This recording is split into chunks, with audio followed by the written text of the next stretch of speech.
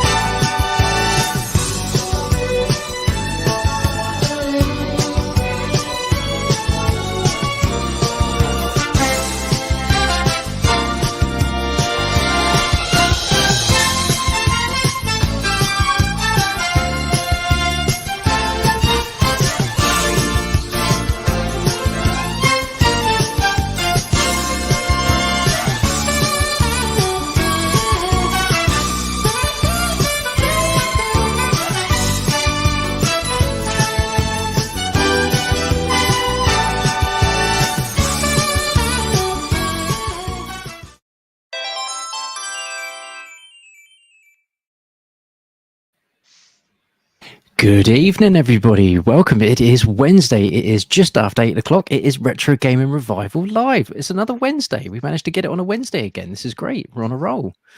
Right. So before we introduce our guest this evening, let's quickly run around and introduce the usual panel. We have Mr. Triangle Face Tim. Hello. We have Mr. Vanilla Ice Dorbs. Greetings. And our guest of honor this evening is the wonderful Hollie from HolsterTV. Hello, Hollie. What's up, guys? Hey. What's up to you guys tuned in tonight? Thank you, and thanks for having me tonight. Appreciate it, guys. No, It's very absolutely our pleasure. How are you this evening? You all good? Yeah, I'm doing good, man. I've been hyped for tonight. Yeah, it's been real cool. Excellent, excellent. Well, we have lots to get into. We have loads of things we want to talk about. You can see the chat is already got lots of people in it. So let's quickly run through and see where we are. Let's hope my mouse works today. We have Ms. Serens. This is my daughter. We have Ms. Seren tuning in from bedroom upstairs. Hello, Pickle. We have Mr. Ali. Ali, wonderful to see you. I hope you are keeping well, good sir. We have Mr. Ryan. If it clicks, come on. Show Ryan. It doesn't like Ryan. Where is he? There he is. I think we blocked him, didn't we? Didn't we block him? Wow, it's possible. It's possible. Possible. Evening, Ryan. We have Mr. Alistair Lowe. Hello, Mr. Lowe. Thank you so much nice. for joining us. How are we doing?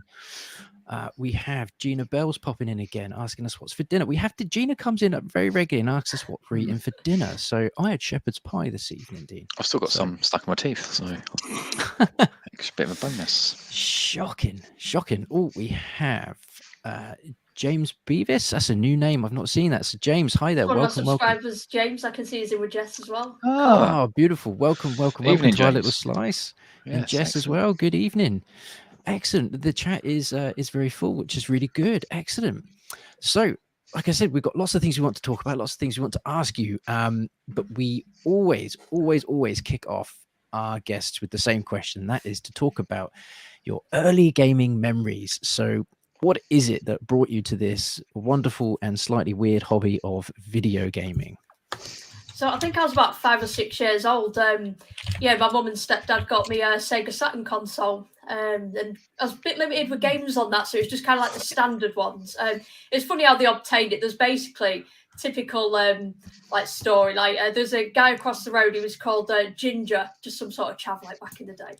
And there was an off license down the road, and whenever he wanted money for like for like house parties and whatever, for booze and whatever, he'd come sell us some gaming stuff. So he brought this Saturn round with some games and whatever. So that's how we obtained it. We got it cheap off our mate across the road, and then he subsequently came with like games and stuff, week in, week out. But yeah, I started off with Sega Saturn with games such as Alien Trilogy. That was probably the first game I remember playing. Classic. I think it's absolute solid title. I love it. Yeah, I love Alien Trilogy. And I think it's just real good. Even if you just fancy a blast, just entering the cheats, getting on the at the later levels, right, with the massive queen alien, all the hatching eggs, it just gets all chaotic. Real awesome game. But yeah, had like the Sega Soccer one, Sega Worldwide Soccer, I had Virtua Fighter. And that's about it. Sega Rally, just the main titles for that, really. And then it just kind of broke after probably maybe a year or two. I think it is just from like stepsister like come round and banging on it. I think there's something wrong with it. I've still got like the exact console, but the thing's missing. That like actually holds the disc in. Yeah. just the circular bit, but there's another part attached to it. There's this whole part. I need to probably maybe do that as a project to fix that Yeah, I at think you some should. point. But My I can't first, bear to get rid of it. My first PlayStation had a thing where if you took the little bit in the middle that held the disc on, if you pulled the disc out, it would come with it and be stuck in the disc.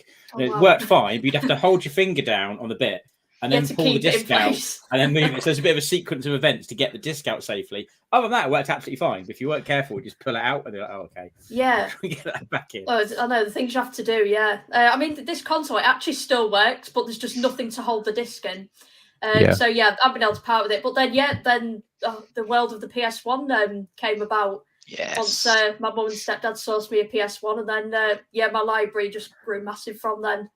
And unfortunately the Saturn was quite forgotten about, but the beauty of retro video game collecting is obviously I've been collecting for the Saturn. I've got some real good titles that I never even knew existed since I started collecting, so it was real cool to be collecting for that. Excellent. So before we dive into Saturn, because Saturn is a system that I am fairly new to myself, we do need to get that hashtag out there of Blunwatch. Mr. Blunners, he may be joining us later on this evening. If anyone has seen Mr. Blunners, as Ryan would like to say, out in the wild, please do text this number. If it's not too fruity, we can read it out. But yes, we've had some interesting sightings of Mr. Blunners in the past. So get your Blunwatch texts coming in. Might have to put an APB out if we get no sightings. I'm a bit concerned this week. Yeah. Yeah, it's a bit worrying. Well, it's cold out there, isn't it? We've got to make sure he's all right. So, yeah. The Saturn is a system that a lot of my friends had Saturns, or some of my friends had Saturns. I was always a Nintendo kid growing up, so I never really got to appreciate some of those really good Saturn games. And a really good friend of mine, Mr. Strat, just sort of gave me his Saturn towards the end of last year. Just said, look, it's gathering dust. If it works, you can have it. And it does turn on. I just don't have any cables to plug it into a TV or a controller or or anything else. But I've decided at some point this year I'm going to start looking out for some cheeky Saturn bargains and see what the Sega Saturn is all about. A lot of people love the Saturn. Yeah, definitely do. I think it can be a little bit overlooked, really. I think it's a little underrated, to be honest. I think it kind of got overshadowed a little. By the PS1 and stuff. But there's some awesome games I've come across. One in particular, I absolutely love. I love the look of it, and I paid up for it a few years ago. I think I got it for probably around the 150 mark. I think it's called Mr. Bones, about the skeleton. It's like a side-scrolling kind of platformer, and there's just a real awesome part in that where he plays a guitar solo in front of all these other skeletons, like his own concert. It's incredible. Amazing. Yeah, just hidden gems like that. There's some real awesome titles for that. So would recommend like Nights into Dreams and other exclusives for that. Yeah, it's one of those systems where I kind of feel like it missed out on having like a big Sonic title. Yeah. It had Sonic Jam. Was it Sonic Jam and Sonic R? Jam and Sonic R, yeah. But outside of that, it felt like it missed out on something, and I think a lot of Sega fans are always a little bit like, oh man, we never got a Sonic, like an actual true Sonic game. Title that proper popped on that. No. Just want to say thanks to Seren Barnett, who just said love the jumper. So I just want to say thank you for that. Yeah, that's your daughter into it. She's thank you. She's my little horror buddy, so we're slowly working our way through the classic horror movies and nice. The horror games we're starting to get into now. So yeah, she's all about the horror at the moment. So that's awesome. Whenever she sees something like that, she's in. We got a couple of Blunder sightings. I won't read the first one out only because it's lyrics from Hotel California by the Eagles. But I've just got one from. I'm just going to check. It's two separate numbers, so it's not the same person pissing about. Just seen Blunners handing out samples of Timotei shampoo outside Waterloo Station whilst wearing a giant panda outfit. So very specific. Yeah, he's at Waterloo. Waterloo at the minute, so that is very specific. Yeah, hopefully he can get good Wi-Fi if he's going to train home. So. I was just going to mention, talking about Sega Saturn games. There's one game I've never played. I'd really like to play, and that's Legend of Oasis. because I had Beyond Oasis on the Mega Drive, and I didn't realize there was a sequel that was actually on the Saturn. That's one of my favorite Mega Drive games. But I never got a chance to play the sequel because I never owned a Saturn. So if I ever do pick up Saturn, I'd love to get a copy of that. And I've just looked it up, and it's £215 on eBay. Wow, pricey games. Pricey Yeah, games. the Saturn, the prices for that have just shot up. Yeah, it's just unfortunate, isn't it? The way the retro game collecting is at the moment. It's really not affordable in some areas. I struggle with that. Would be great if we got a Sega Saturn Mini. Because I don't have a Sega Saturn, I've got none of the games. If they brought out a Sega Saturn Mini that had loads of like the exclusive titles, like a whole bunch of the ones you just mentioned there, that I'd pick that up straight. That'd be absolutely incredible. Imagine getting Panzer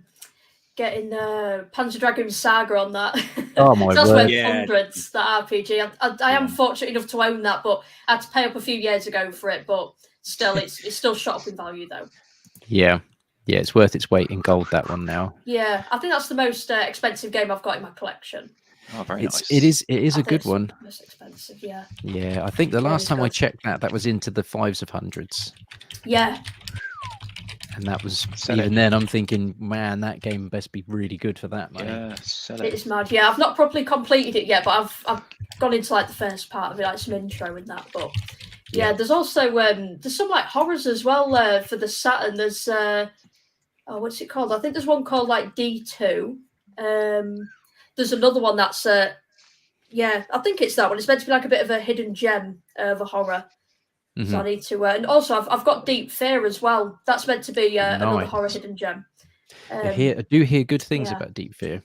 Yeah, again, I've played a little bit of it, but it's just since I started like my streaming and everything, it's just totally taken over, and I only just dip into retro games whenever I get a chance. So yeah, I do definitely need to revisit the classics though. Oh, okay. So you mentioned PS1. Just again, this comes up semi-regularly, so we figured we've got we may as well take the opportunity while it's here to ask. What are your thoughts on Final Fantasy VII? Oh, you know what? I've got to drop a bomb. I can't say I've ever played it. Okay, that's fine. You're not missing out on anything. You're missing out on nothing. It's crap. I'm actually I'm not talented at any RPGs whatsoever. It's definitely my weakest point in gaming. But the only kind of RPGs I can actually play are ones like, say, Fallout 4 I'm massively into. Mm-hmm. So I'd say the Fallout games, and Skyrim's kind of a bit of a stretch for me. I can pretty much cope with those, but anymore, I'm not naturally talented at them. But I have been meaning to probably jump into, I don't know, either the original or remake, because loads of people are saying just jump into it, try it, you know. So might maybe try 7 at some point. Yeah, I would recommend the original over the remake. I think the remake's a very different game. It's not. It's a completely reimagined game. I wouldn't really call it a remake, really. It's kind of a completely built from the ground up, very different battle system. It's completely different experience than the first one. I think the original was the way to go. It's about 50% on people that like it and people that don't like it. So me and Tim, it's mine and Tim's favorite game of all time. And Dorbs absolutely cannot stand it. I wouldn't say cannot stand it. I did play it. I played it quite a lot back in the day, and it's just awful. It's not. You think it's one of those games, Dobbs, where it gets such a high, like popularity, a massive following, but you're just not on board with that sort of thing. You just don't get it. Yeah. Yeah, it's all the massive. Oh, it's brilliant. Go out and buy it. You just don't get it. And then it's just like, oh, I'm walking around, I'm fighting. All right, I'm walking around a bit more. Oh, I'm fighting again. Walking around a bit more. Oh, another fight. And it's just, each to their own. Yeah. Is it turn-based? It is. Turn-based. Yeah, I thought so. Yeah, very much. You gotta love you gotta like that style of game to want to get into them. You gotta enjoy like the actual configuration of all your moves and your equipment and stuff. If you find that part of it boring, then I don't think it's really for you. But exactly. If you like There's a lot to think about, isn't there? Yeah, save your money. It's shocking.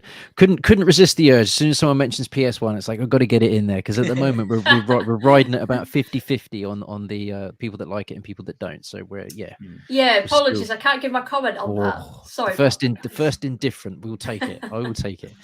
We should probably actually record the answers and have a bit of an ongoing tally. We'll have to go back and see, because I don't actually know where are we actually 50-50. I don't know. On people that like it and don't. 90-10 in my It's favor. not. It's not. Most people like it. I think it is close to 50-50. 50-50. The last couple of people we've spoken to weren't fond of it. So All right, I think it's creeping into 50-50. I'll go back and watch all our old ones. We've asked it. That'll probably take like a week. Just dig out all watch the whole stream in case you miss it. Okay, so moving on to our next topic for yourself, and this is one that can get good conversation going, and that is your favorite game and your favorite console, but the two don't have to be mutually exclusive. So you can love a game on the PS1 but think that the Xbox Series X is your favorite console. So hit us. Or if you have a selection of games that you just can't choose between them, then throw your top ones at us.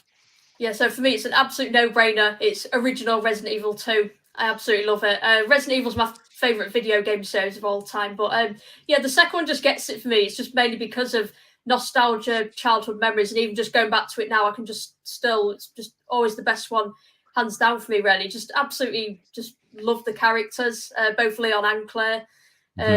Just totally got on board with that, even like as I think I was about probably 7-8-year-old or something like that. Just got real fond memories of playing that with my dad and stuff. So he got me into the Resi series, and we played 2 the most. And just everything from just the Raccoon City location, the Stars office, the RPD, the sewers, everything in that.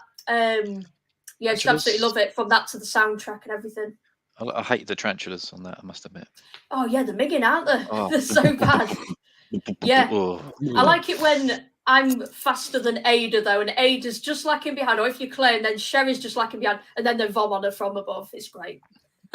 They take the damage, but you're just cruising. But it's got to be OGRE2 for me. Console, it probably would be the PS1. As much as I love the Saturn, and obviously it will always have like a soft spot, because that's what got me into gaming, but I think the PS1, it was just what the library offered, just the amount of classic titles. Obviously Crash Bandicoot, Spyro, the Croc games. I think Croc should get a bit more love. I think Croc Legend of the Gobbos. Love Croc.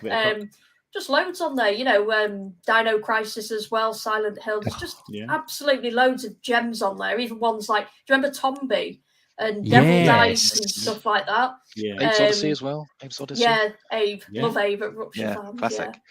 Yeah, I think it's just based on the library and what it all has to offer. Broken Sword. I think Broken Sword 1 and 2 I had as well.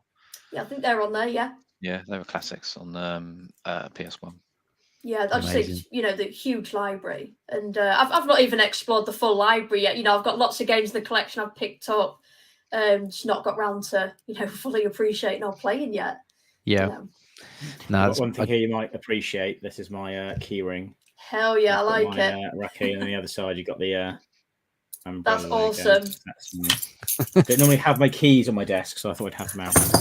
So, what do you think of the remake? I really enjoyed the remake. I would say I do love the remake, but I've got to say that I was devastated when I learned that it wouldn't be remade in the same style as RE1 remake. I was like, I'd waited so long for that. I created this Facebook group as well. I had these visions of becoming this, this massive inspirational group. It never boomed like I wanted it to. It's probably got just over 100 followers. It says, "Dear Capcom, please remake Resident Evil 2. I created that back in like 2000. Probably 10 or 11 or something. And I wanted the remake since then. And it's just when I learned it was kind of over the shoulder stuff, I thought, oh, why could you not just done that? Just like you did with RE1, it was like perfection. But I think what they did, I think they're trying to cater to the masses more, because that sold a hell of a lot more than RE1 remake. And not everyone's on board with these fixed camrangs and tank controls. Everyone, there's other people who are like, let's get with the times sort of thing and make this more modern. And obviously, it's not a bad game at all. I do love, how it plays and stuff. And I'm not against the over the shoulder. I'm totally open to that. But still, RE2 and 3, they should have been remade like the first one.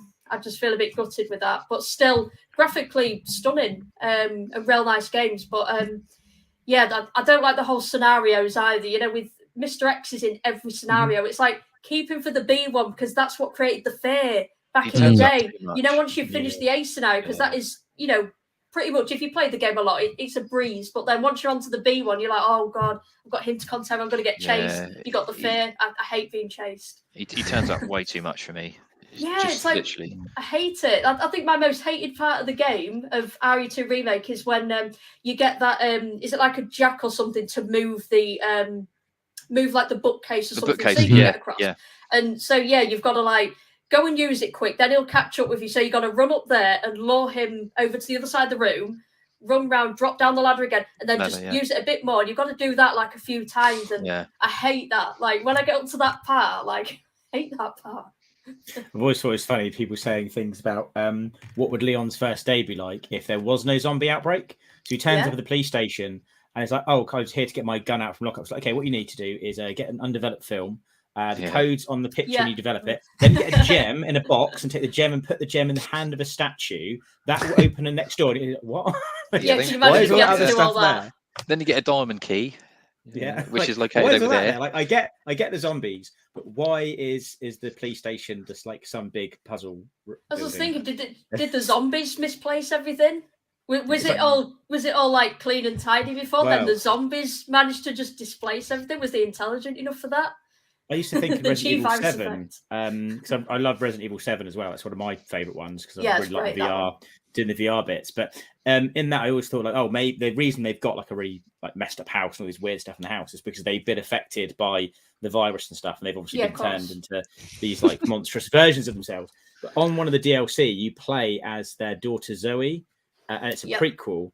And you're in the kitchen, and Jack and Marguerite are not like crazy yet; they're just normal. And the house is still all like messed up and weird things everywhere. So, the house was already like that before they got ill. Yeah, there was already scruffy gamers. I know what they was doing. I bet there was just playing some NES, kicking back some NES or Atari or something. We live in the years, and just left it all just in a state. That's how they lived.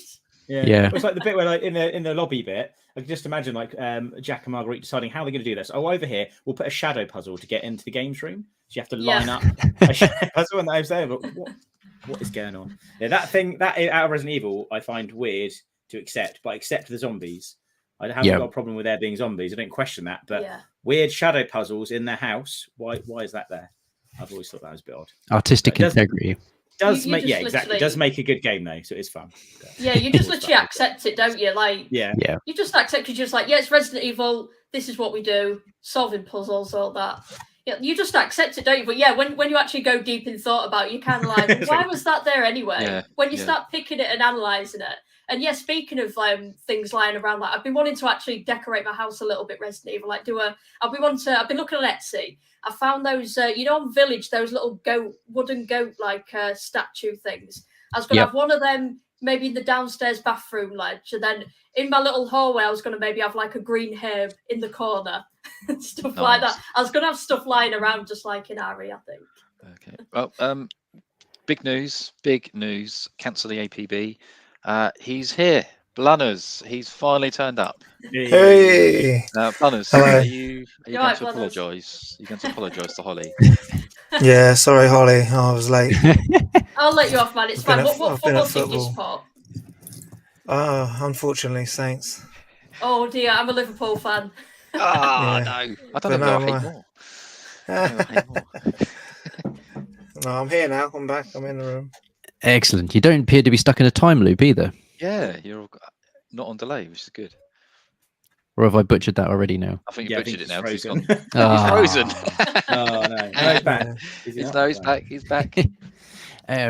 Just before we scoot on and move on to the next topic, the thing that you said earlier about the original RE2, just going back to original RE2 now, the thing that absolutely elevates that game for me, and you killed it, is the soundtrack.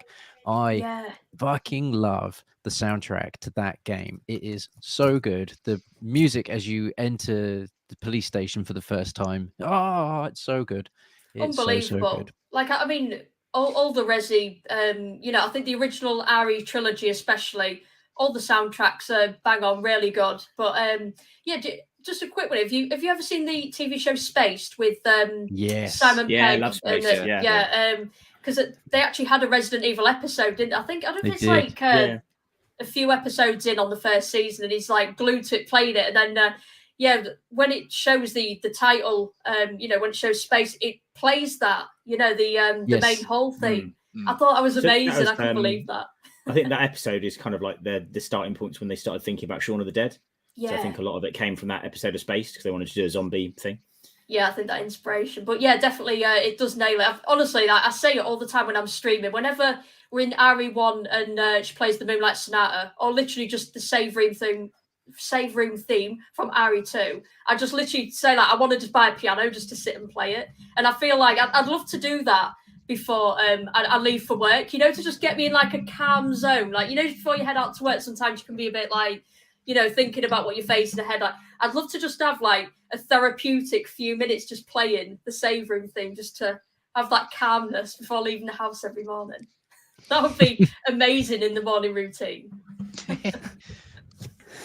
Okie dokie. So, Blunners was going to dive in there. No, he's not. No, I wasn't. He's back in the time loop again. Back in the time loop. That's what I was just checking. I was just checking if I can see my hands in time, but only slightly. It's not quite as bad as normal, I don't think. no. So I'm going to throw up the warning that Dorbs had made for us earlier. So we're going to try really hard to not talk about the next bit spoiler related, because as people will know, Hollie is big survival horror fan, and I'm presuming a big horror fan in general, which quite a lot of us are. So we're throwing up a spoiler warning for the next topic because it debuted this week. We're going to try really hard, like I say, not talk about spoilers.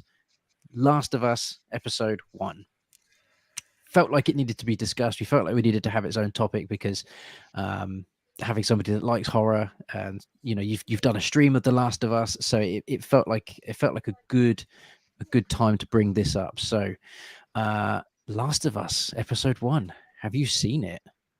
Yeah, I thought it was incredible. I've seen it 3 times now because I watched it when it first aired, so just after 2 a.m.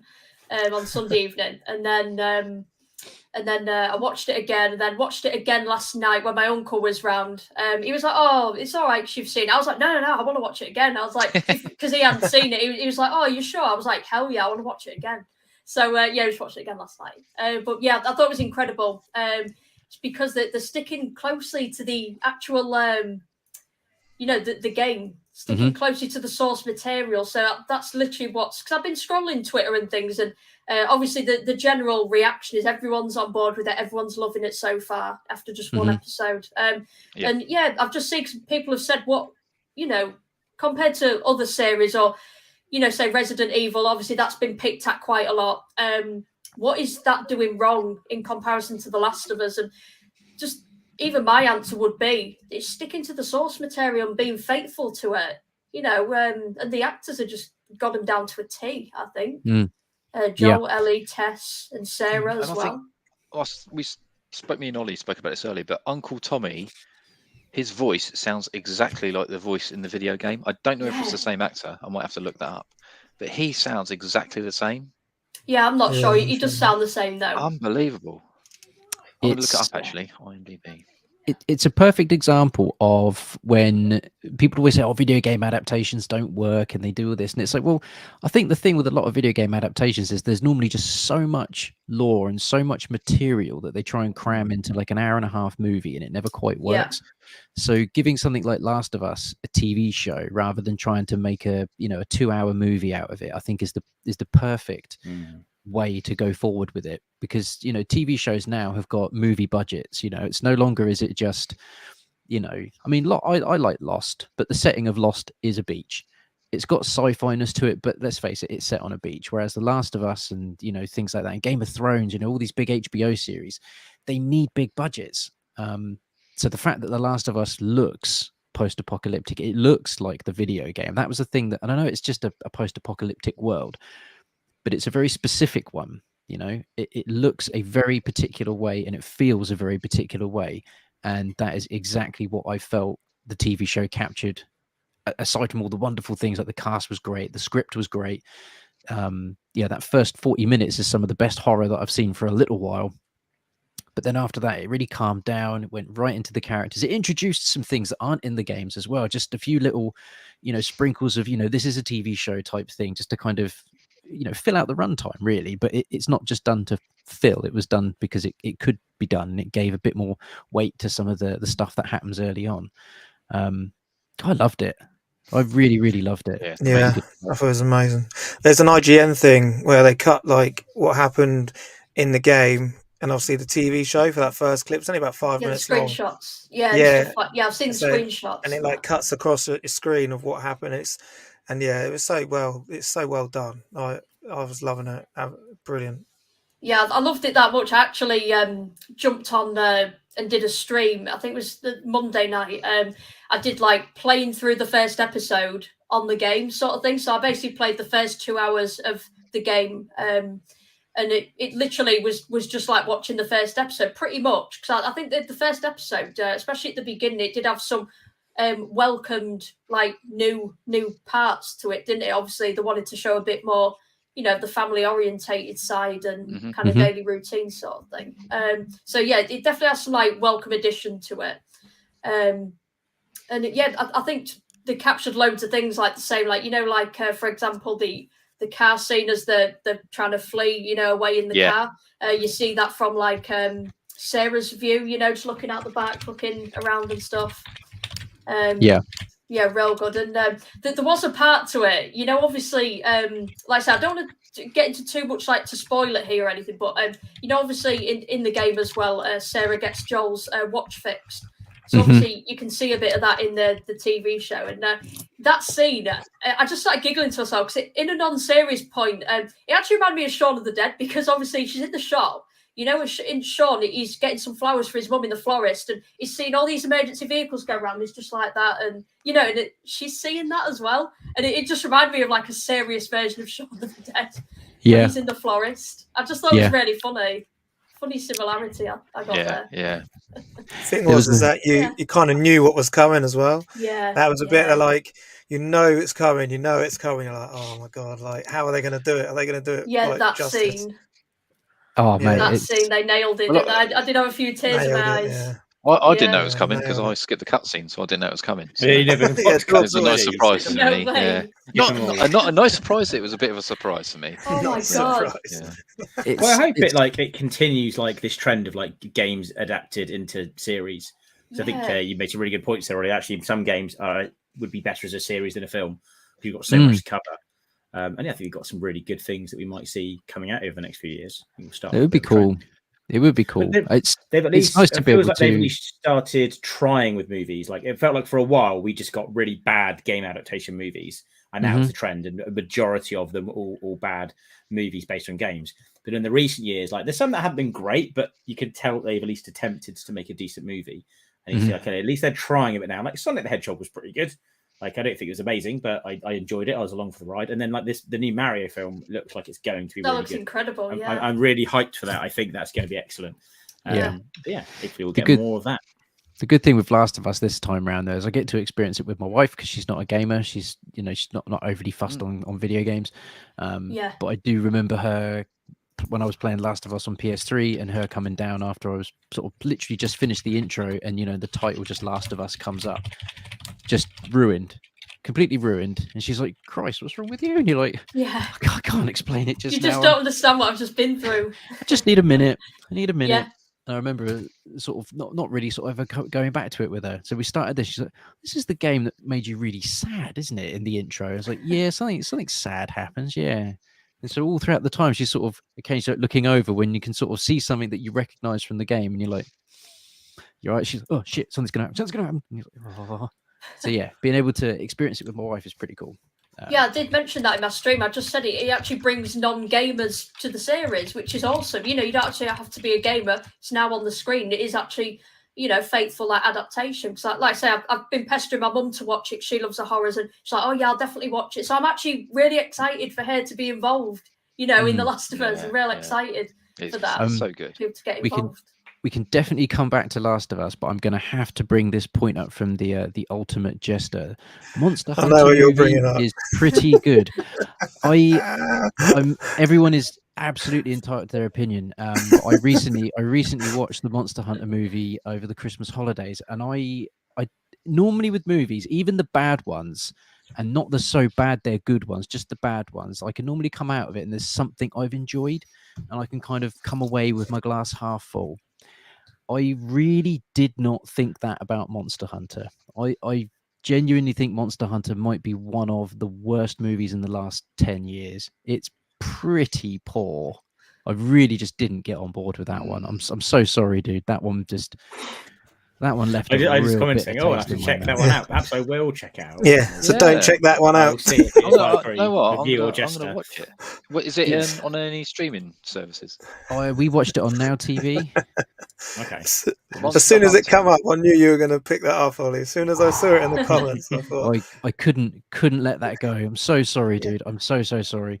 You know, at the end of the day, I like Batman versus Superman, which is a bad movie. So feel free to trash me in the comments for that one. But yeah, Monster Hunter. Is that Mila Jovovich? No, dude, it is Mila Jovovich. Yeah, he's chucked in there. Nice. She is. I have played quite a lot. I do. Perlman. I very much like Monster Hunter 3 Ultimate. I really enjoyed Monster Hunter World. That was exceptional. I've not played any of the PSP ones. I do have them up there. Picked them up in CEX a few years ago. Just never got around to them, unfortunately. Is it on Sky? Because I'm going to download it now. I think it will be on Sky. Yeah. Okay, let me have like Monster Hunter 3, that Capcom's best-selling game or something. I'm sure it is that one. It could be. It's a good one. It is really good. Is, you know. Yeah, it was really good. I've not played those myself. Yeah. They look a bit intimidating. I think the one I played was Monster Hunter World, which was a fairly recent one that came out on Xbox One. But I had a group of friends I played with. It's a very good social game because they're all sort of on GameSpeak and playing. And it depends if you like grinding games because it's very grindy, isn't it? You're playing to continue playing. Yeah. But I got quite into it. I like the amount of systems and menus and stuff in that. I got a bit lost. I had like some mates playing it. They were really into it. They knew what they were doing. I was like, what do I do? They're like, oh, you probably want to buy this armor. It's like, cool, okay. What are you fast? Like, you do this, you do this, you do this, you put this on your menu, you use these. I was like, okay, cool, let's go kill some stuff. But I wouldn't have been able to figure out on my own because I was like, no, there's just way too many. Yeah. Used to try and navigate to figure out what's going on. But I had a guide who just basically walked me through everything. Bringing it back there, Mike Holton's comment, just because we're on the topic of horror, that can bring it nice into a hugely underrated horror movie. Yes, the man responsible for directing Monster Hunter is also responsible for directing Event Horizon. Is that what the dude called Jurassic Park? Is that yeah, Sam, love yeah. Event Horizon. Nice. Man, that's probably one of my favourite films. That's one of my favourite movies. Event Horizon is dark, really dark, and it's really good. And then yes, something along the lines just went terrible with him. He just then started making not great movies. He did pretty much all the Resident Evil movies, which you can argue the first one is okay and the other ones are enjoyable in their own right. But yeah, it's just strange how you could hold Monster Hunter and then in one hand and Event Horizon in the other and be like, I made both these movies. Really? You made both those? Okay. It's strange. Is it as bad as Lost in Translation? I like Lost in Translation. We've had this discussion, Dorbs. We have. It's awful. There's been some good video game movies. Like I saw Dano said, I like the Uncharted movie as well. I really enjoyed that. Brilliant. I'm quite glad. Obviously we touched on the Sonic movie. I enjoyed both of those, and I think it was cool that they actually listened to the fans, though. From the change from what he did look like. They changed his design, and thank God they did. Yeah. He looks so much better. But this is the thing. I've heard a few people say that they think that was just a big marketing ploy. I've heard a few people say, like, did they actually deliberately make him look bad so people complained and they changed it and then it's just being talked about? I don't know, but some people think you never know, do you? If anything's done like say deliberate nowadays, but and it's like I think this is what the Resident Evil fan base is like. It's like just listen to us. Do you know what I mean? Like because I managed about 20 odd minutes of the Netflix series of RE, couldn't continue it. And I appreciate there's a massive team behind it. They did good with like the zombie effects and so I get it. They've got a good team behind it. And, and I know people have obviously lost their roles because it's been cancelled, not renewed for a second one, a second series. But still, they're just not getting it right, But the closest I think we've got is I really like the Welcome to Raccoon City movie. I actually really liked it, and I know it's got lots of flaws and bad points and cheesy parts in it, and they really did Leon dirty in it as well. But I just feel like I've settled for that because I just think that's the closest we're going to get. I think, to the games. So it's a real shame because coming back, I guess, to Last of Us and, being able to kind of sort of, why couldn't they get Resident Evil right? It's like, well, because they don't actually stick to the source material. If you're going to do something that's already got its own thing, then maybe even if you're going to just adapt it or set it in that world, but you can't kind of just, I don't know what people think. They just get people that don't like the medium that they're working with to then come in and make it. Maybe I don't know, because getting the writers that they've gotten in for Last of Us and getting the creatives that they've gotten behind it, you can tell that these people have at least played the game and at least understand what the game is about, and have created something that is good TV that just happens to be a video game. Hopefully it will make more people sort of go, oh wow, so this is a video game. Oh, well, maybe video games aren't just these silly things that I throw in front of my kids, Nintendogs and all these other strange games that people just think are for kids and whatnot. But yeah, Mike Holton there coming in again. Silent Hill film is good. It is good. It is excellent. Yeah, that's a good film. I love the Silent Hill movies. It's so good. And again, made by someone that again liked the game, understood the character. Yes, he changed the character from male to female, but there was a point to that, and it was interesting, really interesting. Yeah.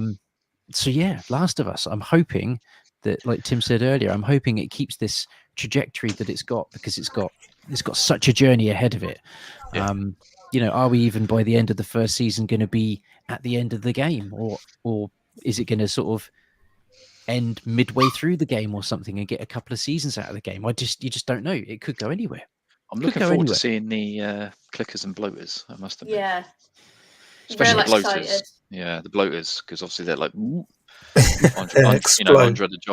under the giant size, aren't they? So I'm looking forward to seeing how they do those. I was really impressed with the on the one on the wall in that first episode. I thought that looked incredible. Yep. Well, awesome. There was definitely a trailer, might have been the last trailer they did, where the last shot before you got a Joel and Ellie walking off was a clicker's head, and you're like, it's there, it's going to happen. And those memories, isn't it?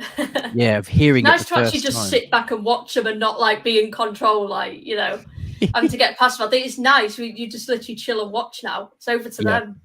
Yeah. I'm looking forward to see if they have him like push a trolley, find a like a workstation and upgrade his guns. Yeah, craft things and stuff. Yeah. I'm looking forward to seeing if they do all that. That'd be quite cool. Yeah. But no, so Last of Us, if people haven't seen it, strongly suggest you get on it. It is excellent. You don't have to have played the game in order to appreciate it. Yeah, excellent series. Really, really pleased that was good. So sticking with the horror theme, funnily enough, we're going to ask you a very direct question. You kind of probably already answered it, but we'll run with it just in case there is a different answer. Favorite horror game? Yeah, again, it would be OG Resident Evil 2, and it'd literally just be because just everything about it, from like the soundtrack, just the settings, the locations, the characters, just so easily, just to get on board with. It's so easy to identify with. And what I love about it, I mean, you can say the rest for the other RE games. Like as a kid, like it sounds real cheesy, but as a kid, like when you were like 7, 8 years old, that's how old I was when I first played them. You felt like you had responsibility for that character. You really just developed that, really cared about and wanted to keep him alive, and you know what I mean? So what yeah, about you just like your favourite horror game apart from original Resident Evil 2 and the remake? Apart from that, possibly say Silent Hill, because I'd say that's scarier than Resident Evil. The original Silent Hill, definitely. I'd say that's the scariest game I've ever played. Easily. So good, man. The Silent Hill series is up there as one of my favorite game franchises. Silent Hill 2 is, again, it's up there in my top 3 favorite games of all time. Jesus wept, that series is good. Yeah, I think it was terrifying, especially at the beginning when when you get like mauled by those like dogs in the alley. You're like limited visibility, it all goes dark, and you're actually like meant to obviously die, aren't you? I remember being so panicked. Like I was too scared to play that back in the day. I did manage to push through and complete it as a kid, but God, I was terrified playing that, and it's still scared now because I actually recently did a run through of it because I just wanted to just be able to do a smooth stream of it because I get really lost in that. Just in the school. The hospital and stuff, like just the sheer amount of rooms and just remembering where to go and stuff. Like I get so lost in that. but yeah, it was still scared me going back to that. Yeah. I don't know if Scott Marathon Gaming is still in the chat, but that was one of the games that brought me and him together to start talking was Silent Hill. That was nice. Yeah, that game series. And when they recently did their little Konami stream where they announced the Silent Hill 2 remake, then there's some sequels coming and a new movie. You're like, oh my god.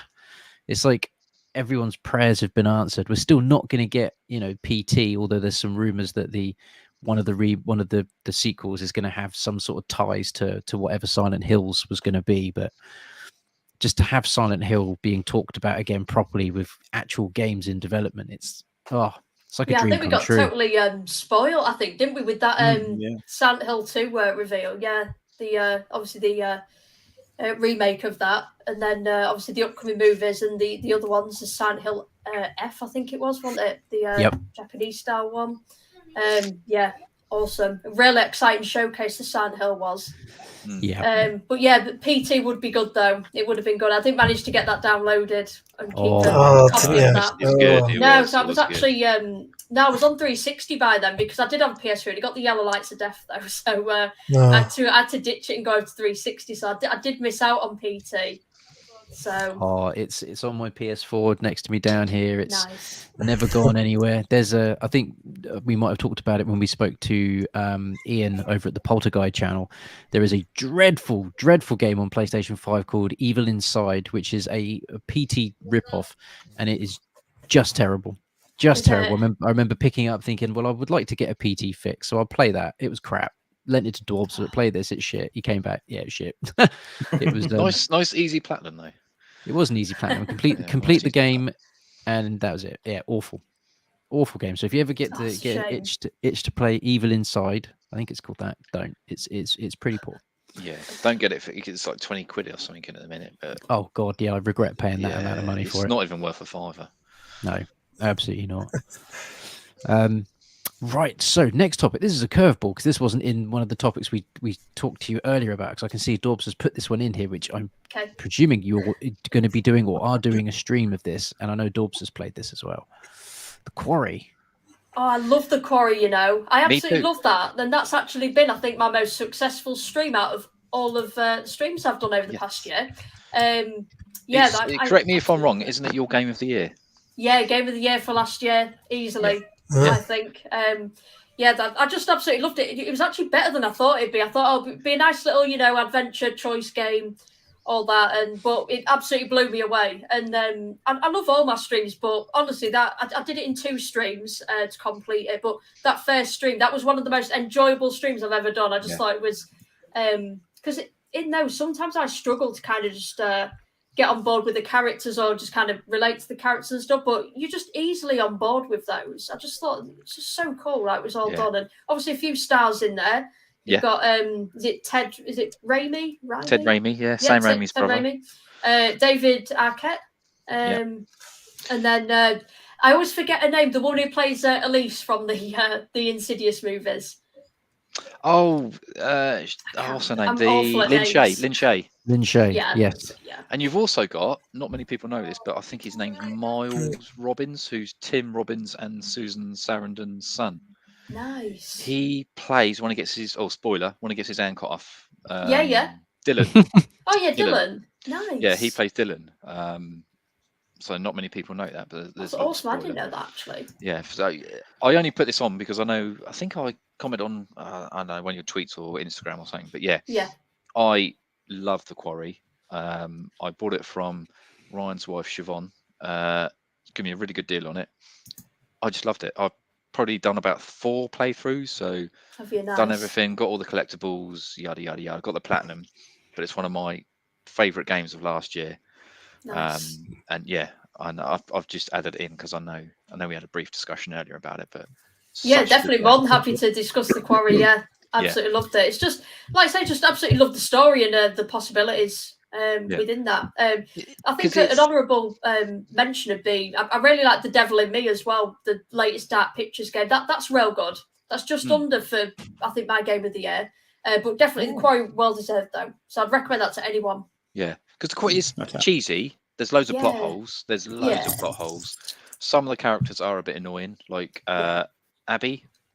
Yeah. Oh, couldn't stand her. And Caitlin as well. Oh, Caitlin. My most disliked character. Yeah, because there's a bit, spoiler, later on in the game where you're in this sort of big building that they got. I can't remember what they call it. And you're her and you've got the shotgun and you've got a silver bullet. And it's like, I know this werewolf. Do I shoot him or do I just let him kill? Just let him kill her. It's like, I'm going to let him kill her. And when you're trying to get the trophy to get where they all survive, it's like it's such a tough choice just to keep her, just to shoot the werewolf and keep her survived. It's like, definitely. But yeah, I actually also love the soundtrack as well. I actually have the soundtrack on Spotify. It's one of my most listened to playlists. I listen to it on the way to work sometimes. Absolutely love that. Because what's her name? Ariana Grande did. That's it. Yeah. Yes. And you got Moonlight, I think it was, or something. Yes. At the beginning when they're driving in the car. I really liked Thorn in My Side though. I like that one because I think that one came up as the intro on the streamers. If you switch to the streamers version or something, so it helped you out so you didn't get copyright. I really like the Thorn in My Side one. That's a good song. Yeah, and also the monkeys at the end. Daydream Believer that plays. Yes. I loved that. Yeah. I was like, it's such a good song. But great game. If anyone has not played it, I'm sure you can pick it up really cheap now. It's such a good game. Could not recommend it enough to anyone. I did enjoy, was it Until Dawn? So, that was good. It's a similar sort of thing. That same studio, isn't it, that did Until Dawn. I still have yet to play The Quarry. It's on my lists. It's also got Lance Hendrickson as well, Bishop. Nice. Yes, he's in it, and who is someone else quite famous? Oh, he's in Butterfly Effect, not Ashton Kutcher. Not his mate who is quite heavy set and he's lost loads of weight. Evan, someone. What's he? I'm gonna have to look it up. Yeah, I can't remember his. Ethan. Ethan Suplee. He's in it as well. He's like lost 200 pounds or something in real life. Right. He's in it as well. I'm trying to think who else. But yeah, it's got quite a few. Yeah, it's unbelievable game. Big star cast, but yeah, excellent game. Yeah, you'll love that, Hollie, when you get into that. Yeah, it might be something I might try and play with Seren because I know she's big on the smashes at the moment. Yeah, get her to like say sit with you and discuss the choices and stuff. Real cool. Yeah. Excellent. So, next topic is, of course, HolsterTV, your YouTube channel. So, for anyone in the chat that maybe isn't aware, tell everyone what is HolsterTV, and we'll sort of maybe get a bit of background as to what it is that brought you over to the wonderful world of YouTube. So yeah, HolsterTV is my YouTube channel. I've been on the tube since 2016. My motivation for starting my channel was to play video games to an audience. So I'm primarily a horror and Resident Evil gaming channel, but I do dip into other just other genres of games now and again. Anything that that catches my eye and that I think obviously the audience would be interested in. What inspired me for YouTube is I just watched it for years, and the very first YouTuber I actually came across was he's called Vash12349. He's a US YouTuber, well over 100k subscribers, and I just went on because I wanted to relive some OGRE2 gameplay, and then I just came across his channel. He doesn't show himself on screen, but you just have his voice. I just found him real entertaining. I just thought I'd love to do this, and just carried on watching for years. Then it was only in 2016 I actually had the means to come back and so basically I was in the States for a couple of years. I was on a soccer scholarship, and while I was out there, whenever I wasn't playing football, I was just obsessed with just like I say, just watching YouTube. And I thought I really want to start a channel. So as soon as I got home, just invested in a setup. It wasn't anything spectacular, nothing good enough to stream up until just over a year ago when I upgraded my setup. So I've actually been streaming for just over a year. Apart from that, it's always been like offline videos, so offline gameplays. And then I actually started, kind of branched off and went into the car booting world. I picked up going to car boots again because I thought I want to start collecting retro again.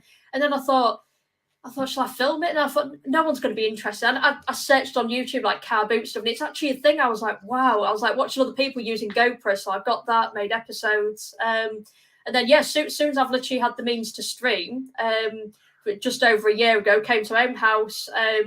I've got internet good enough. So I tried it when I was back at my mum's, and I was like, oh my God, yeah, I'm going to stream. Sat down and everything. What's up, guys? Going to play Resident Evil 2. And it was like going like that on the screen and stuff. And I was just a big thing of pixels. I was like, oh no, I just can't even stream.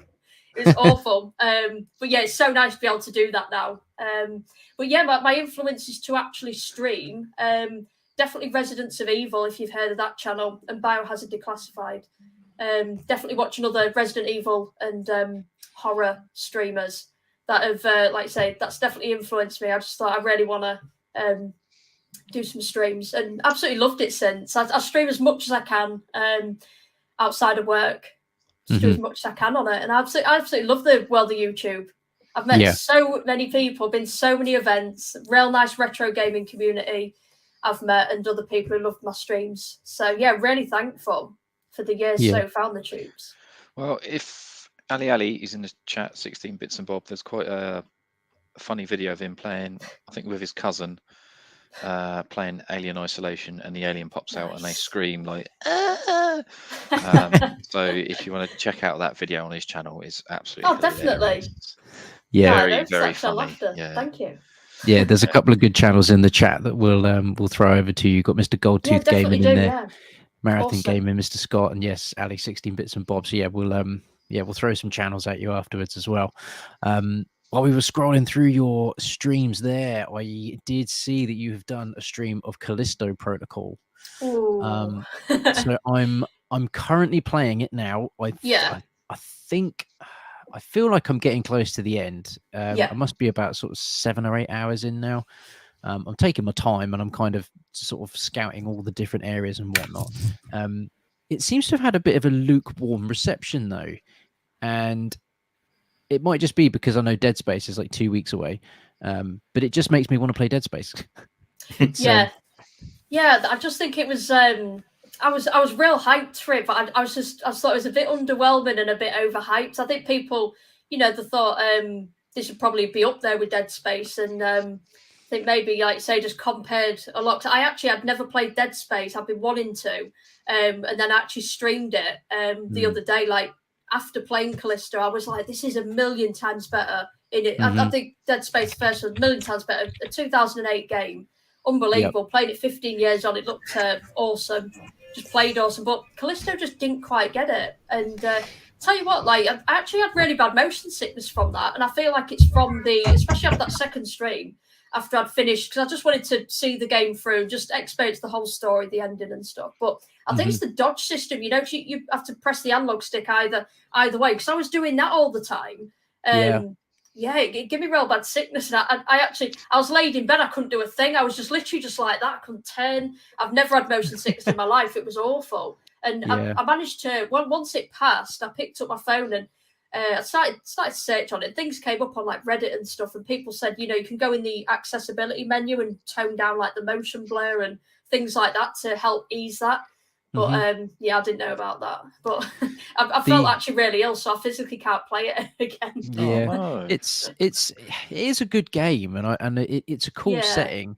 But the thing that I'm sort of finding with it is it just feels lazy, and I don't know why it feels lazy. But there's something about it which just isn't. I don't know. It's not Dead Space. It really wants to be, but it's not. You could understand if it was like an indie game or something. A bit like, I don't know if you guys have played Daymare 1998. Obviously, that's very heavily Resident Evil inspired. That was like a bit of a great horror game, but still quite a watered down Resident Evil. It's not there, but it was still a decent horror. And I did say at the end of my stream, once I'd completed Callisto, I said, you know what, I'm not absolutely slating it or anything. I think it's a decent horror. It does have decent horror elements. It looks stunning. But I just thought the combat system just didn't enjoy that the way that was. And I'm noticing as well, the animation, whenever you type into a computer or do anything, it's exactly the same animation. So it doesn't matter where on the computer desk the thing is that you're typing in, your hand just does the same motion. It does a couple of blips and blops, and then he swipes his hand up and down, and you're like, what are you touching? Like, just like repetitive. Yeah, the same with the healing animation, and I believe they did patch it on like this like update they released. But yeah, it'd look at like the health pack before he stuck it in his, and it's every time. It's like, you know what you're looking at, you can understand it the first time, and then just do a quick animation. But I think they kind of patched over that anyway. Yeah, they must have done. Because by the time I got around to playing it, he just would pull it out, stick it in. Yeah. Yeah, all good to go. It's a bit more manageable, but yeah, it was a shame about it. Really, not the biggest fan of Callisto. No. But yeah, that just kind of, I'm in the mindset of, we move on. Dead Space remake soon. I'm real hyped for that. Yeah, it looks amazing, doesn't it? It looks so good. It really does. I remember when that first one came out. I literally bought the first one, not knowing anything about it. Like day one, I just randomly thought, it's a horror game. I'll be all right. I'll check it out. Fucking blown away. It was so good. I was sat there, pitch black. I used to sit on my subwoofer.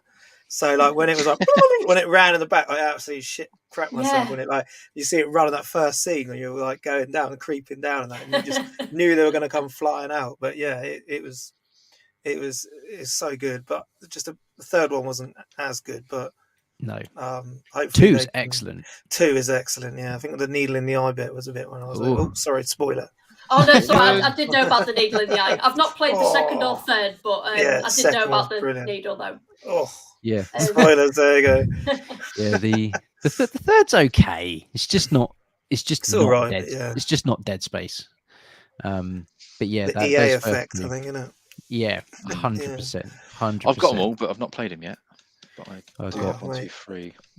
Very high I've just got to hopes for that stream the remake. second and third one. I'll be streaming those soon once I can fit them in like the gaming schedule. Yeah. Yeah. No, I'm very, very excited for the remake this month. Yeah. So what is are you able to tell us what the next game is that you're streaming? So I'll be streaming on the 21st, which is I think it's this Saturday, the 21st. It's OGRE2's 25th anniversary. So is it? Yeah, I want to jump on that. I'm actually at work on that. I tried to book the day off and it was a no, but I managed to get the day after booked off, so it doesn't matter about having a late night, so I can just do my shift, come back, get ready, just stream all night after. So yeah, I'll be doing that. I've been wanting to one of my mates has actually recently streamed there's a website called Retro Achievements, and you can kind of hook it up with like a DuckStation emulator, which emulates the PS1 version, and then there's a thing where it can give you achievements on it. It's just, kind of fan made, just set up with like achievements, and it can kind of alter the way you play the game and stuff. So I wouldn't mind playing it through with achievements, but I'm just in true mod style, just having difficulty setting that up at the minute. Because I'm not really very familiar for DuckStation, so I'm just trying to get it all up and running. But if it does fail, I do have a Resi 2 randomizer, so could just play through and do that random. Nice. But yeah, aside from that, it will be, I believe, if I can't fit in the second part of Phobia, send Dinfna Hotel, which is a horror I'm currently playing. If I can't fit that in before, then it will be Dead Space remake. Excellent. Nice. Excellent. So got coming up, yeah. So for everyone on Saturday celebrating the 25th anniversary of RE2, head on over to HolsterTV's YouTube channel and let's go show some love on Saturday night. Let's watch somebody play it who knows what they're doing.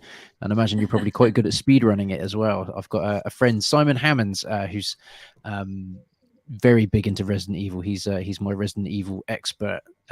He's pretty good at speedrunning RE2. Nice. So yes, I'll definitely be passing your channel on to him too. Oh, it's nice, man. Thank you. See if we can tune in on Saturday.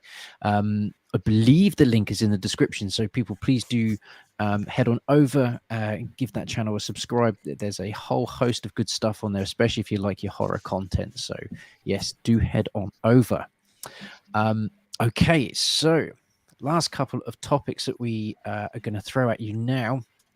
First one is your Wallers Remasters, which is our little dedication to the legendary Rick Waller, who came onto one of our streams a while back, and he picked 3 games that he wanted to do as a remaster, and then we have now offered this to every guest that comes on. So up to 3 video games that you think deserve a remake or a remaster for a modern generation.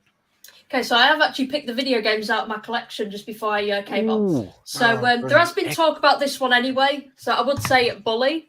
Absolutely love Wow. Bully. yeah. Oh yeah, It's yeah. awesome. Excellent choice. I would say obviously this is my favourite version of the game because it's got the scholarship edition. Obviously you've got new missions, classes, mini games and things on there. Very good. But yeah, definitely I think an updated Jimmy Hopkins and Bulworth would be amazing. Canis edit. Yeah. Yeah, otherwise known as Canis edit as well on PS2. Yeah. So yeah, Bullet's definitely up there. Like I say, nothing wrong with the original, but it'd just be interesting. Like I say, to see a modern gen, next gen like remake of that. I would also say Croc, I think, because they've done Crash and Spyro. Yeah. I just believe this cute guy just deserves a bit more love. Should have been Yoshi. Yeah. We'd love to Croc. But yeah, I just think really fun platformer game. I think that might be the first time Croc has come up as a Waller's remaster. Yeah, I think it is. It is, yeah. And Bully. And Bully, yes, as well. Yeah. Yeah, so we've got two completely fresh picks here. Yeah, I think it'd just be good to see an updated Croc. Yep, Mr. Lowe agreeing with you there. Croc remake would be good. I know Ryan in the chat earlier was saying about Croc. Yeah, people don't talk about Croc enough. No. And yeah, also there has been talk of this from fans because fans have really been pushing for this remake. Hopefully we do get it. I would say Dino Crisis. Yeah, that's very good. Yeah, please. Yeah. Dino Crisis, as I call it. Dino Crisis. So yeah, like I say, just think it really deserves it. I think it'd be amazing to see Regina and all the dinos in in current Fantastic choices, yeah. It'd be awesome. It would absolutely be fantastic. There's something about Dino Crisis that would just look so good. Dino Crisis. It would just look so good with your modern consoles. Just everything you can do with modern games at the moment. I know graphics isn't everything, but sometimes just that little touch of ray tracing and having those the dark shadows and everything the way you can do it now, like Dino Crisis would be great. It would be so good. So not like Capcom watch any of this, but come on, someone somewhere drop it in there. We need a Dino Crisis remake. There's countless tweets and posts on social media from all the survival horror fans pushing for Dino Crisis. If it's not, obviously, at the minute, they're really pushing for like Code Veronica remake. But aside from that, it's definitely Dino Crisis as well. Mm-hmm. That seems to be a massive thing going on. People pushing for those. Yeah. I mean, do you think, while we're talking about, I guess, like people pushing for a Code Veronica remake, do we think that Capcom are just going to slowly go through the entire Resident Evil series and just get to basically Resident Evil 5 and then 6 and then stop? Or are they going to, I just don't know. I don't know what the plan is. Yeah, they will do, won't they? Yeah, I mean, there has been talk. It was my latest offline recording. I played Resident Evil 1 remake, and then it's kind of called remake because it's like a fan project. This is actually now banned and not available. The project's been closed down, so it's basically RE1 in the style of RE2 and 3 remakes, all over the shoulder. So I actually did an offline recording of that and played through it, and it was real good, real promising. It was a bit buggy in places and things, but real good. But because Capcom have shut that down, there has been a lot of talk on whether, because that team, there was also developing a Code Veronica remake as well. And because Capcom have told them to shut it down, loads of people are like, well, have we got Code Veronica remake coming? So there's a lot of talk about it. But that's a really interesting one as well by Mike Locke, saying Outbreak 1 and 2 remake. Yeah, so I know Resident Evil have really been pushing for that. They've been doing a lot of live streams of that. But personally, I've only played the Outbreak games solo, so I've actually not got on with those because all the AI characters, they take all the key items. I'm like looking to try and progress, and someone's always got something or getting damaged and stealing stuff off you in that. I can't get on with those ones. But I think that's another big one. Probably pushing for multiplayer, the Outbreak remake. Yeah. But I think that's probably what's coming anyway. That's what's the the demand from the fans anyway. Yeah, there was a video online. I don't know if you've seen it. It was clearly a like a fan mod, but someone had done RE1 original first person. Yes, Looked awesome.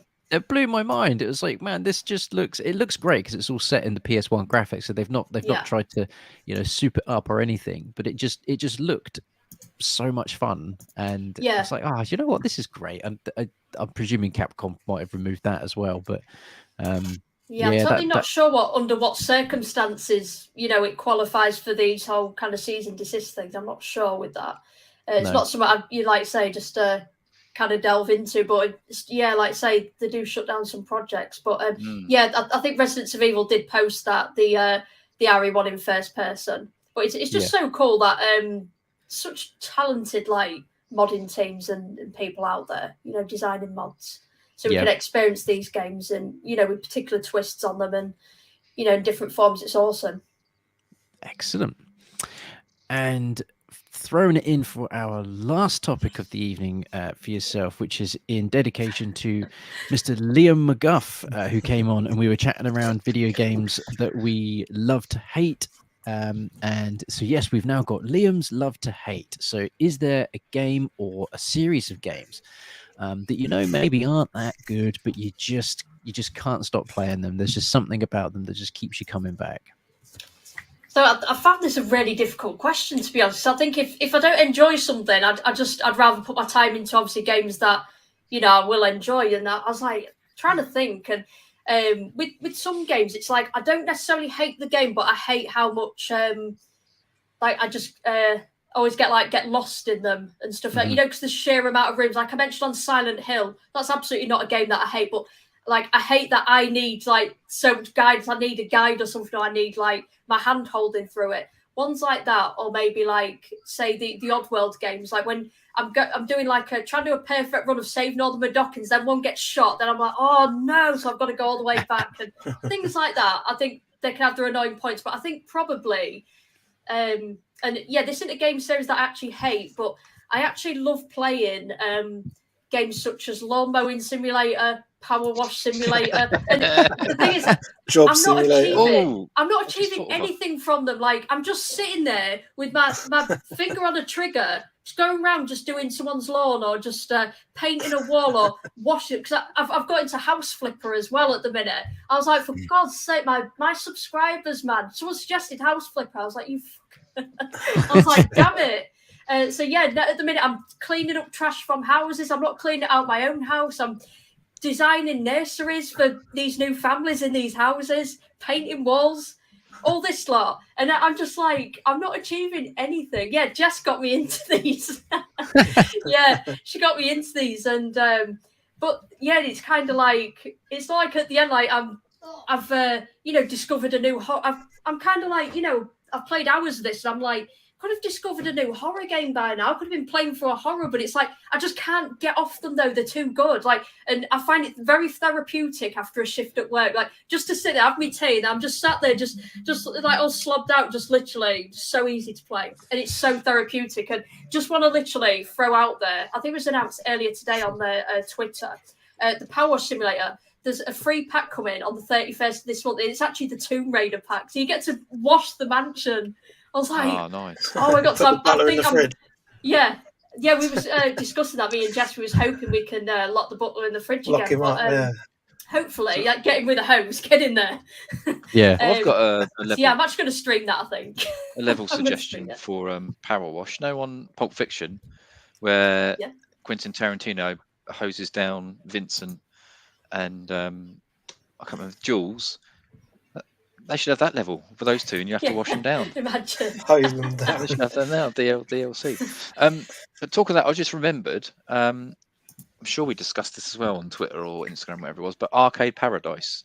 Oh, mate, honestly, I was literally about to say, can I just say about this game? Yes. It's literally sat here. Oh. I was like, oh my God, it's so good. Seamless link. Brilliant. It's so good, isn't it? It's so funny. It's just I'd recommend this amazing. To anyone. It's not talked about enough, I don't think. There has been, obviously, videos made on it, but I actually found out this from Radical Reggie, who features Metal Jesus. He showed that game, and I was like, you know what? I'm really on board, so I think this is decent, but it's incredible. Just running your own, like laundrette and stuff and getting the cash, then just forming your own arcade right in the back and stuff. And absolutely love Arcade Paradise. It's so good. The weird thing is, I love unclogging the toilet as well. Yeah. And it gets clogged up. And you've got to move the thing around.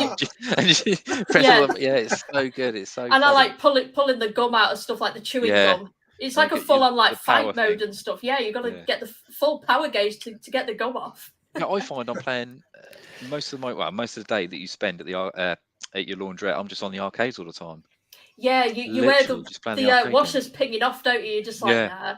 Yeah, it goes on your watch. Beep, beep, beep. Oh, whatever. Ignore that. Yeah. But yeah, it's a really good game, and it's quite cheap as well. I think I got it for like 20 quid. Awesome. Yeah, I think mine was about 20-25. But yeah, and I was actually thinking because I've not like fully completed it yet, but I'm like, should I just start from scratch and stream this? Because some games I'm like, I think I need to stream this. Yeah, I think you should definitely. So yeah, I think I might maybe do Arcade Paradise for sure. Yeah, it is a great game. Yeah. Yeah, Dorbs has highly recommended that to me, and it's something I think I will pick up. I'm just I've got a backlog at the moment.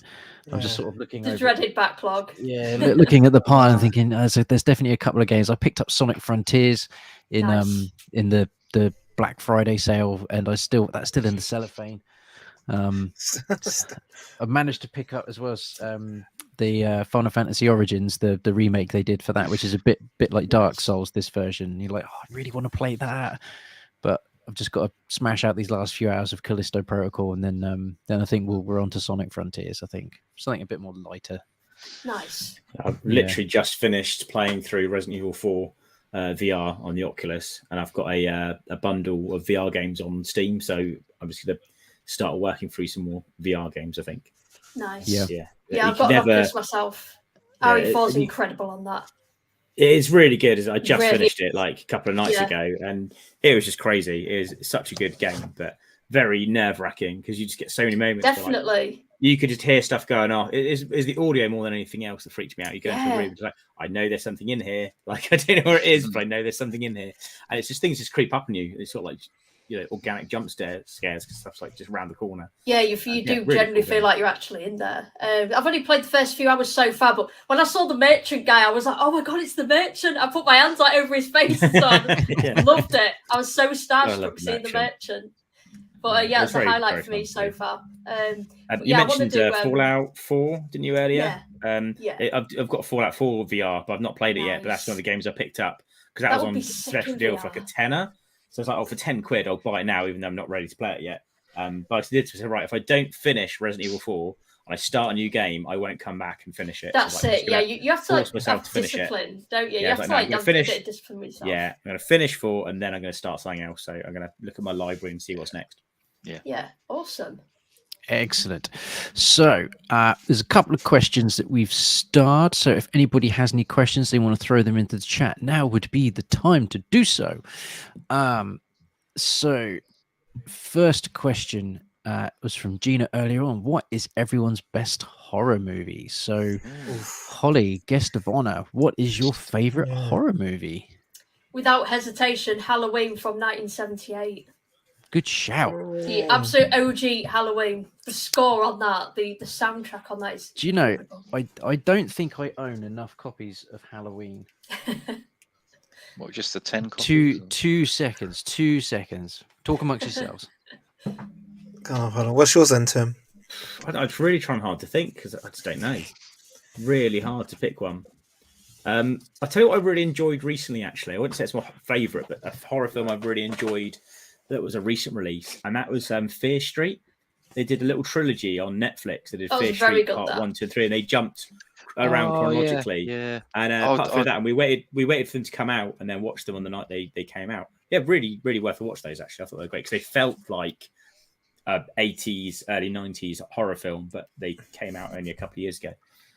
So I'd say that's a definite recommend. I don't know what my favourite one would be. I'd probably have like almost like a few that hit a top rank, but I don't think I could pick one out of it. Mm-hmm. So what was your pick, Tim, then? Sorry, because I was too busy fapping. I didn't actually pick a favourite, but I said instead I just recommended Fear Street, which is one I've watched fairly recently. I thought that was good. So one I watched recently, is it Barbarian, is it? On Disney Plus? Yeah. That was very good. That's pretty good. Yeah, it's pretty good. Okay. But mine would be like I know what you're going to say, Hollie, but mine's the same as Ollie's, but I won't say it yet. Nearly said it. Mr. Dorbs, what is your favourite horror film? Horror or horrible? Horror. Horrible. I don't know. I'll let you have Lost Boys as a horror film as well. Yeah, Lost Boys is it a horror film. If it is, then yeah, definitely Lost Boys. Aliens, absolute classic. Can't go wrong with that. It Follows. It Follows. Man, people need to talk more about It Follows. I love Insidious. Yep.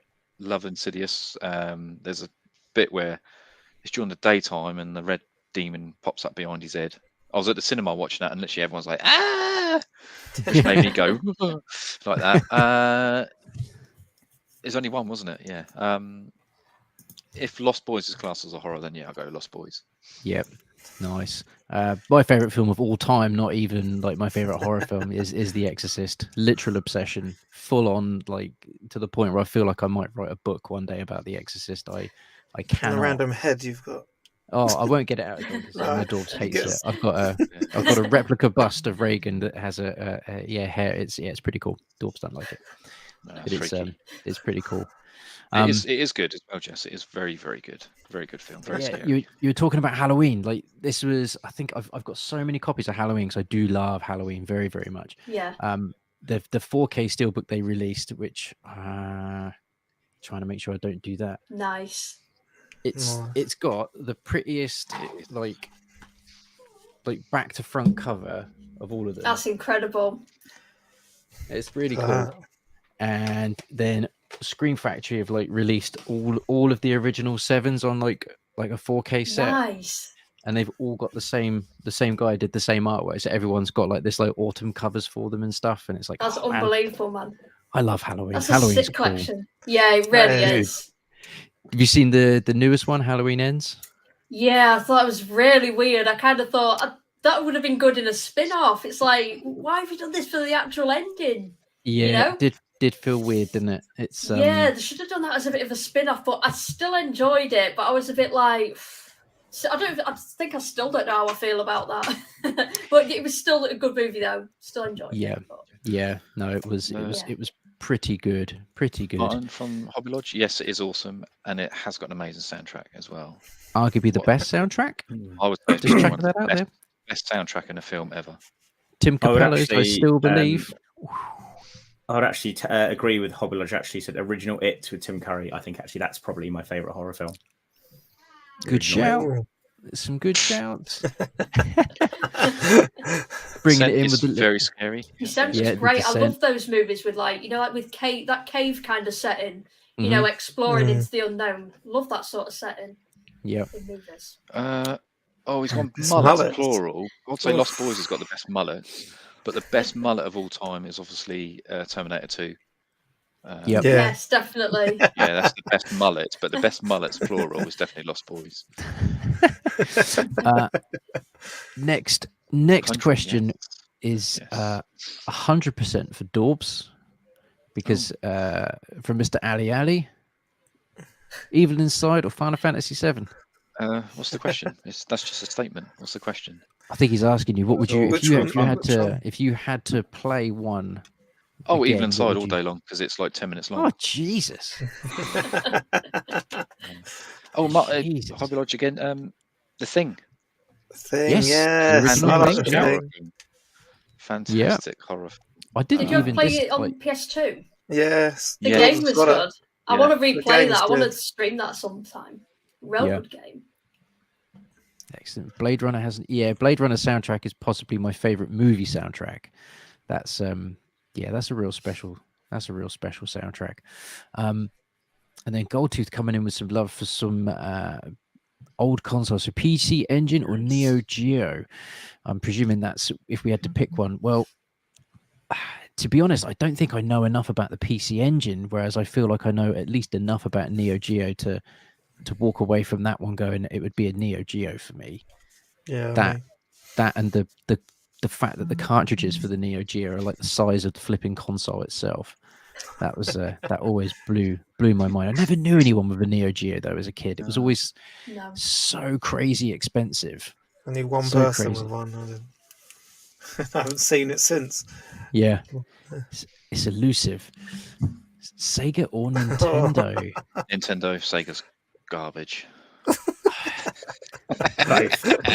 Ali's What- not what going to be do you- happy with you. I'm only saying it because Ali loves Sega, so I'm going to say it's garbage. Nintendo. Oh, it should say Sega, Nintendo, or Commodore. So 100% Commodore.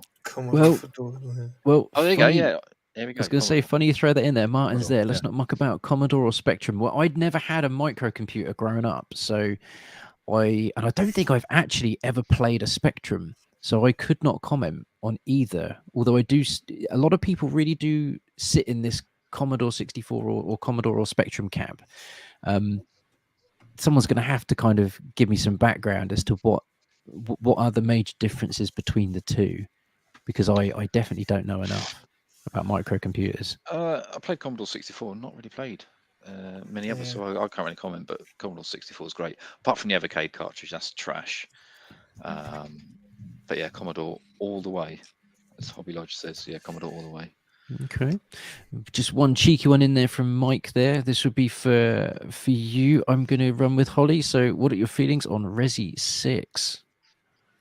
Yes, I've not actually since completing it. Obviously, once it released, I've never been back to that. Never felt the need to. I'd probably do some video at some point, do a stream saying, playing it in 2023 or whatever. How does it hold up? But yeah, I just feel like obviously Resi 5, it was straying a bit more from the horror towards a bit more action kind of orientated. And I think Resi 6 just really ramped that up.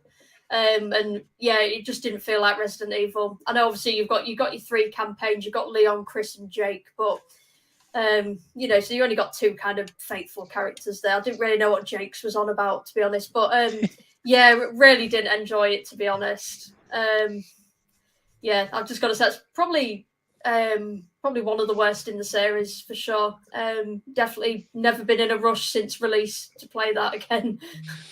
Yeah, it took a long time to complete as well from memory. Like it wasn't a 12-hour game. It was like, I believe it was pushing like 20, 30 hours at one point. You're like, this is Resident Evil, right? Like, yeah. I don't think when you started saying it was a long, I was thinking, was you on about the progression? So you was on about the duration of the game. I actually thought you was going to say it took a long time for Resi to get back to its kind of roots, like to Resi 7. Thankfully they brought it back, with 7 and Village. I feel like with Resident Evil, apart from, I think that first trilogy is absolutely perfect. Resi 4 definitely was welcomed into the series. It's definitely an awesome title, but I think it's had a real turbulent sort of lifeline, I think. Yeah. But I'm just so glad they brought it back with 7 and Village, and I particularly enjoyed Village. Really enjoyed that one. Village is cool. Yeah, there needed to be more in the castle, though.